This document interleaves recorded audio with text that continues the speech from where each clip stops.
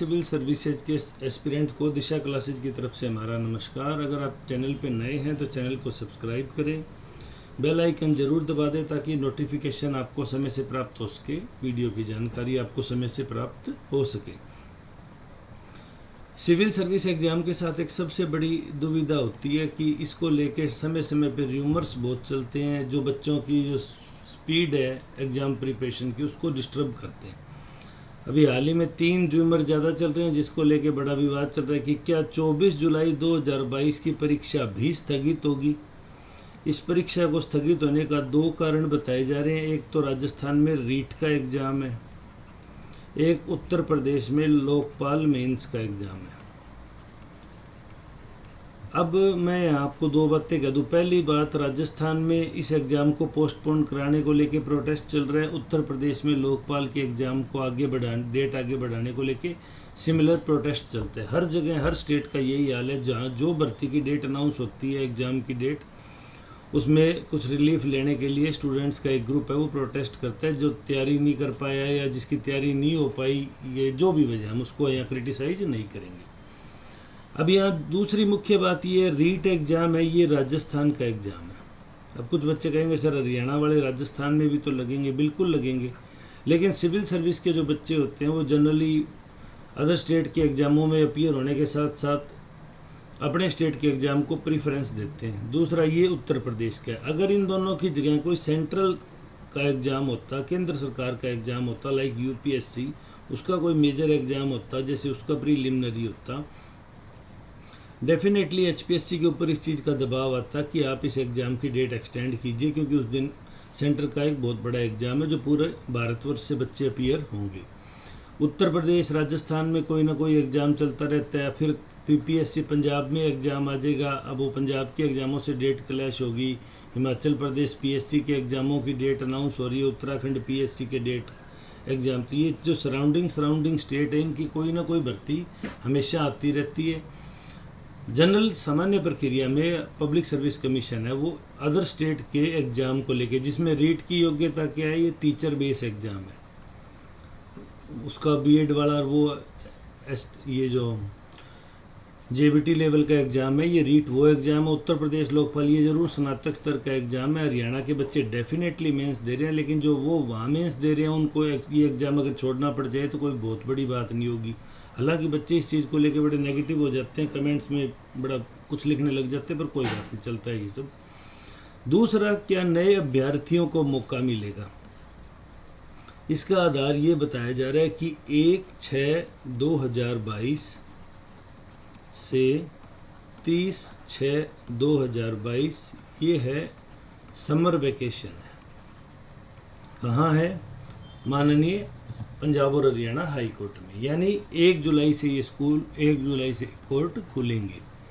1 जुलाई को है फ्राइडे, उस दिन तो लिस्टिंग होगी, 2 को सैटरडे, 3 को संडे। होता क्या है, कोई इस दौरान कोई सीनियर एडवोकेट या कोई पुराने जज साहब या कुछ किसी के साथ भी कोई कैजुअलिटी हो, एक्सपायर हो, तो उसका भी स्पीड पे असर पड़ता है। 1 जुलाई बड़ी डेट नहीं है, यानी 4 जुलाई को अब अगली डेट आएगी। उसको क्या बच्चे हाईकोर्ट में नए अभ्यर्थियों को शामिल करने को लेके जो वाद दायर करेंगे, क्या उसका असर पड़ेगा? अब यहाँ मैं आपको दूसरी बात बता दूँ, इसके लिए आपको एक डॉक्यूमेंट दिखाता हूँ मैं। ये जो पहली बार जब ये एग्ज़ाम पोस्टपोन्ड हुआ था और जिसकी 10/7/2022 डेट दी गई थी, 10 जुलाई 2022, हाईकोर्ट में छुट्टियाँ 1 जून 2022 से हुई हैं, और जब ये 10 जुलाई डेट अनाउंस की थी, उस लेटर को इशू करने की डेट है 2 मई। यानी लगभग पूरा मई मंथ था वो माननीय न्यायालय भी ओपन थे, लिस्टिंग कर रहे थे, केस सुन रहे थे, और अपीलेंट थे, उनके लिए फ्री स्पेस था कि वो वहाँ जाके नए अभ्यर्थियों को शामिल करने के लिए अपील कर सकते हैं। अब ये सेकंड टाइम इसकी डेट एक्सटेंड हुई है।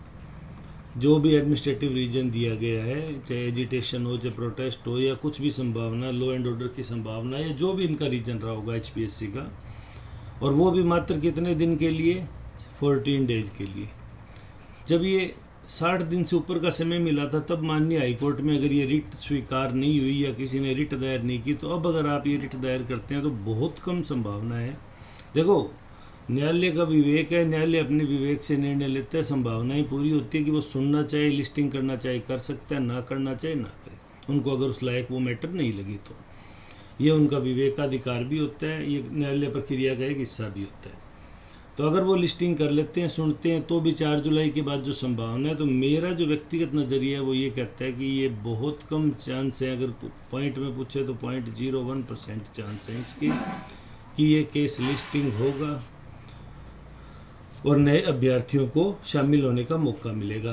तीसरी बात मैंने आपको इसी सेकंड पॉइंट के अंदर ही क्लियर कर दिया, हाईकोर्ट खुलने का भर्ती प्रक्रिया पर असर पड़ेगा। हाईकोर्ट खुलने का कोई भर्ती प्रक्रिया पर असर नहीं पड़ेगा, क्योंकि जब 2 मई 2022 को ये पोस्टपोन्ड होकर नई डेट शीट 10 जुलाई 2022 अनाउंस हुई थी, उस दौरान लगभग 18 से 19 वर्किंग डेज थे माननीय न्यायालय के। हो सकता है इससे एक आध दिन ज़्यादा भी हो, हमारी काउंटिंग में गड़बड़ रही हो तो 18 से 19 वर्किंग डेज में जब इस तरह का कोई केस लिस्टेड नहीं हुआ और सरकार ने इस तरह के किसी मामले को नहीं सुना, कोर्ट ने किस तरह के मामले को नहीं सुना, तो बड़ा मुश्किल संभावना है कि ये आगे होगा। अब सबसे बड़ी बात क्या है कि अगर आप सिविल सर्विसेज के एस्पिरेंट हैं तो ये इस तरह के र्यूमर्स का आपको सामना करना पड़ेगा। आज 25 जून है, लगभग 29 डेज आपके पास है। 29 डेज में आपको एग्ज़ाम भी देना है और उसके अंदर अपीयर भी होना है। कट ऑफ भी जाएगी हाई, जैसे पिछली बार अनएक्सपेक्टेड रूप से एक्सट्रीम हाई गई थी, उस तरह की कंडीशन भी होगी।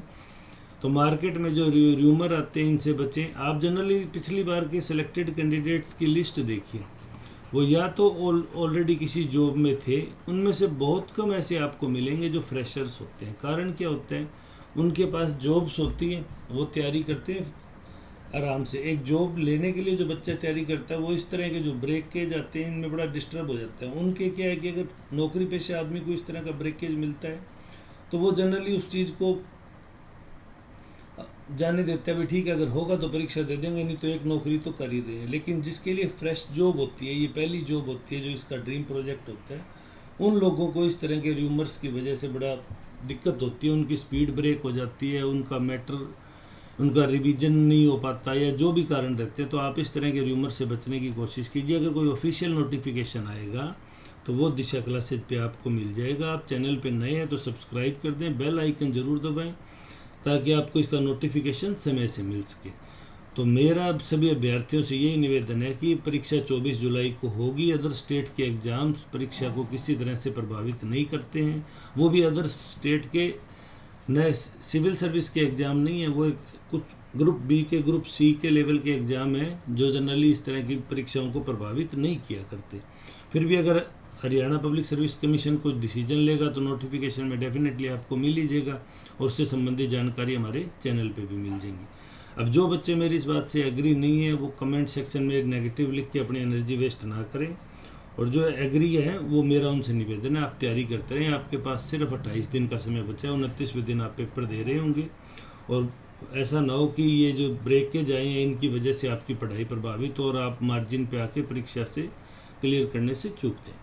उम्मीद है आपको वीडियो पसंद आया होगा। फिर भी अगर आपकी किसी प्रकार की कोई क्वेरीज है तो आप कमेंट सेक्शन में पूछ सकते हैं, हम आपको इसका जवाब देने की पूरी कोशिश करेंगे। वीडियो में अंत तक बने रहने के लिए धन्यवाद। आपका दिन शुभ हो।